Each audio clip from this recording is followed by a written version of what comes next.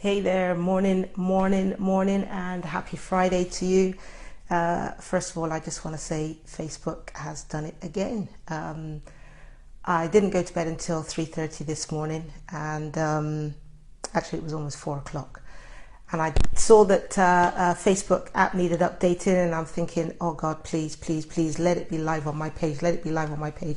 I updated, went and had a look at my Facebook page, and oh my gosh, I have Facebook Live on my page, my fan page. Now, why am I so excited about this? You know, it's a video, right? Big deal. I could just record on my iPhone and then upload to Facebook.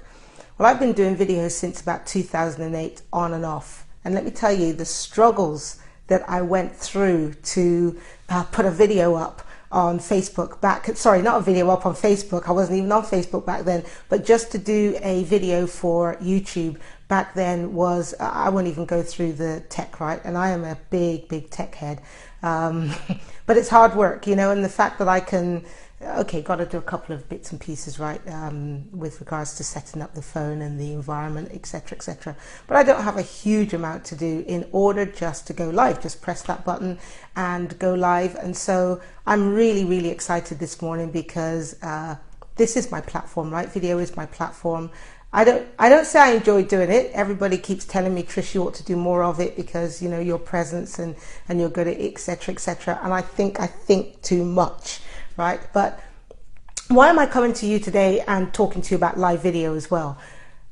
I believe that we're living in an era, right, where we want to be too precise with everything. We want to be too perfect. We want to look too polished, right? And I believe that perfectionism, that polishedness, that needing to just look the part is actually stopping so many people doing what they want to do. And I don't care whether it's because you want to start your own business or whether it's because there's another cause that you really want to get involved with. We're just all too focused on how we're going to look, what people are going to say about us. And I remember a number of years ago, I did a video, it's myself, you know, but I sent it to somebody, and do you know what comment they came back with? What is that in the background? Get rid of it, it's distracting. Do you know what that thing was? It was my metronome on the piano. In fact, I was recording from a different angle, and so I had a plant behind me and everything. And the metronome, you know what a metronome is, don't you? You know, if you play a musical instrument, you certainly know what it is, you know, where it keeps you in time, tick, tock, tick. You could actually use it for hypnotism. Okay, I'm joking, right? You know, a metronome on top of the piano, it was like, get rid of it, it's distracting. And it's like, why do we get so distracted over stupid things? It's a metronome, for goodness sake. And you probably noticed my little Sahoji screen. I'm not sure whether that's what you call it, but someone bought that for me from China last year, and I really like it. And it's the same finish as my piano, so I put it on top of the piano. I did remove a couple of photos, right? Particularly one of my little, well, not baby cousin, she's much younger than me, and you know, I don't like putting photos of other people's children on Facebook without getting their permission, so I did move that to one side. And but otherwise, it's like people want you to turn up raw. You know, there's a lot of talk at the moment about being real, about being authentic, about being yourself, and yet there are very few people who are real, authentic, and themselves. It's like, I remember when I started doing a series of videos a number of years ago, and somebody found my videos and they were like, wow, you know, your videos are absolutely awesome. And then they wanted me to do some videos for their platform, right? And do you know what they wanted? Oh, you've got to set the scene up like this and do it like this, you know, so it looks like Oprah. In case you haven't noticed, I ain't Oprah, okay?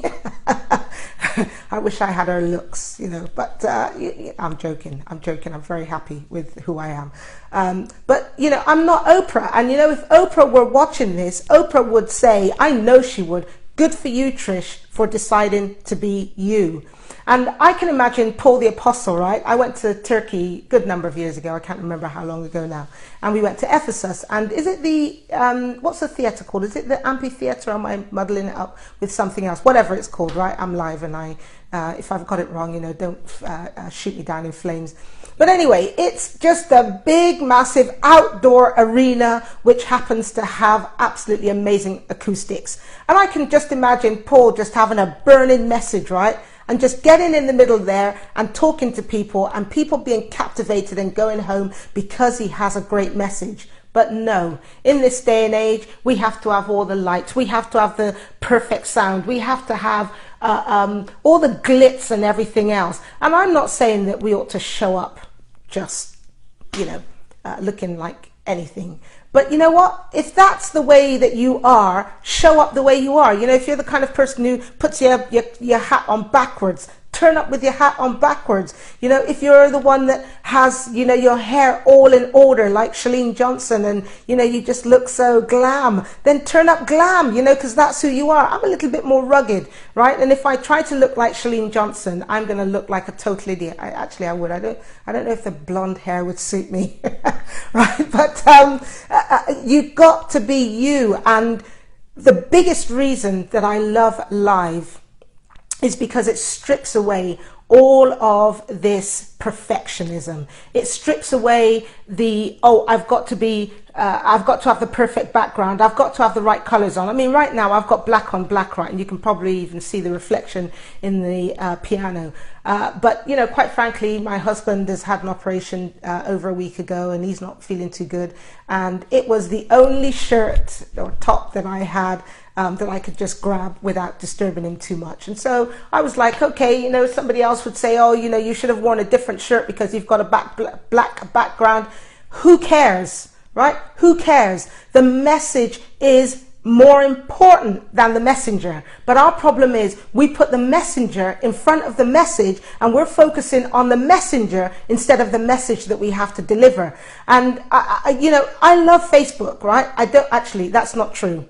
I didn't love Facebook. I've had to grow to love Facebook, right? And I think it's only in the last week that I've really began to love Facebook when I see some of the things that's going on the platform. But one of the things that I have loved about Facebook is that I believe that it does bring out the true self. And I don't mean the nasty true self, right? Because there are some seriously, how do I say this politically correctly? There's some seriously mentally ill people on Facebook, honestly.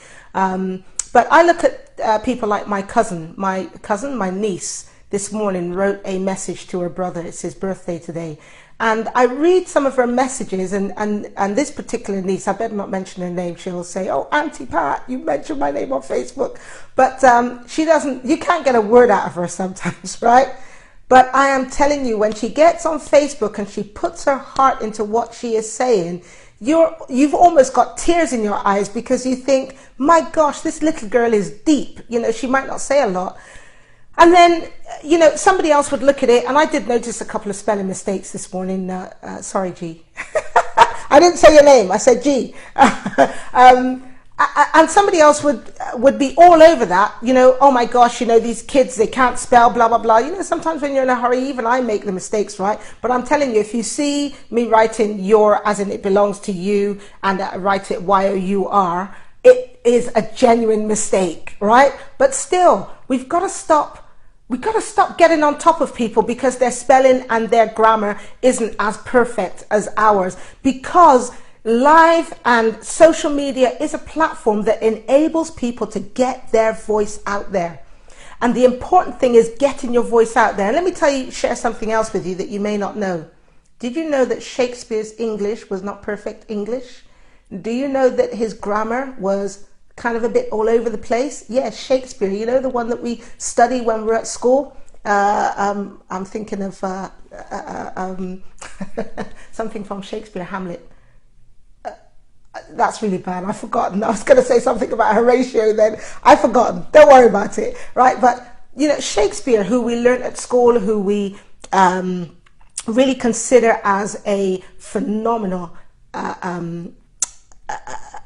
what's the word? Writer, right? I was going to say something else, but writer, that's good enough. he wasn't perfect when it came to his English, when it came to his grammar, but still he was able to just get on with what he was doing. People loved it, and so he kept writing. And so we've got to stop this. We've really got to stop this trying to be perfect, and just get on with sharing our message, sharing our story, inspiring people, encouraging people. And I'm telling you, those people will be focused more on the message than they will be the messenger. And let me just give you a quick example before I finish here.